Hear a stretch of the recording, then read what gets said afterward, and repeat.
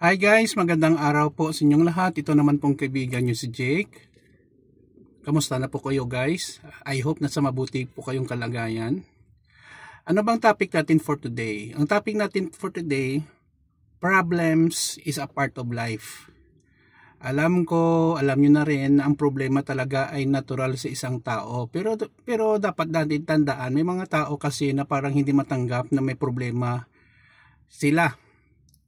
Depende po yon sa laki o liit ng problema. Kahit ako, marami din akong concern sa buhay at problema. We cannot escape that. It is a part of life, whether we take it or not. What is good about problems? It gives us the opportunity to improve ourselves in how we deal with problems. Depende yon kung paano natin tanggapin, no? Tanggapin natin para matuto tayo paano isolve ang problem, or hindi natin tanggapin na hayaan ang problema na kainin tayo ng buhay, masisira ang ating buhay, or worst case sa iba nating mga kapatid, they are escaping problems by using drugs, umiinom, vices, ang pinakamalungkot pa nagsusuicide, which a permanent solution to a temporary problem. We cannot blame them kasi paiba-iba po ang ating mental state ng pag-iisip. Huwag po natin silang sisihin guys. Bagkus it is free for them, no, their soul, no, kung namatay sila. So, having a problem is an opportunity, sabi ko nga, para malaman natin kung paano natin isolve ang problem, maliit man or malaki. Now, ang tanong, what if ang problem ay walang solusyon?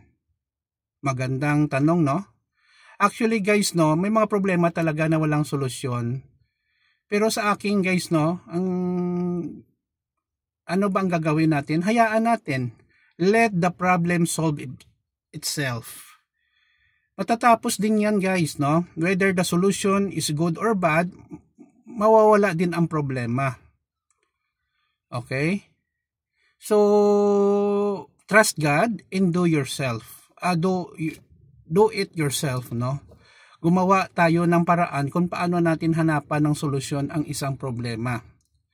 So, minsan kasi, masasabi natin, ay sana wala po akong problema. Yes, maganda. Yan ang pinakamaganda na sitwasyon sa bawat tao. Pero alam nyo, based on my experience, may time din na wala talaga akong concern sa buhay. I feel bored. Napaka-boring naman pala ng buhay natin kung wala tayong problema. Parang walang purpose. Parang hindi tayo china-challenge kung paano natin isolve. Hindi ko naman sinasabi na okay talaga marami kang problema sa buhay. Hindi yun okay. Pero what I'm trying to say, kung may mga problema, malaki man or maliit, it makes us human. Okay? Kasi tinutulungan natin ang sarili natin paano mag-cope sa problema at paano isolve ang problema. Yun lang po, no? So, ang problema guys ay dapat harapin, huwag takasan. At dapat tayo matututo doon, no? Kung ano man ang lessons na makukuha natin sa mga problems na ma-encounter natin sa buhay. Siguro the only time na wala na tayong problema if already 6 feet below the ground or patay na tayo. Sigurado wala ka ng problema kasi hindi ka nabuhay. Sa kabilang buhay naman yun, no? Kung papunta ba tayo sa langit or sa impyerno or purgatorio, whatever it is, no? Only God knows. Yun lang po guys, sana po may natutunan po kayo sa ating topic for today, that problems is a part of life. Maraming salamat sa inyong pag-follow dito sa aking Facebook and YouTube channel. Sa mga followers ko, thank you so much. Ingat kayo lagi. I will always pray for you. Whatever plans that you have in life ay kahit paano ay ma-achieve nyo rin, no? Take care everyone. See you in the next video. Ito naman pong kaibigan nyo si Jake. Paalam guys.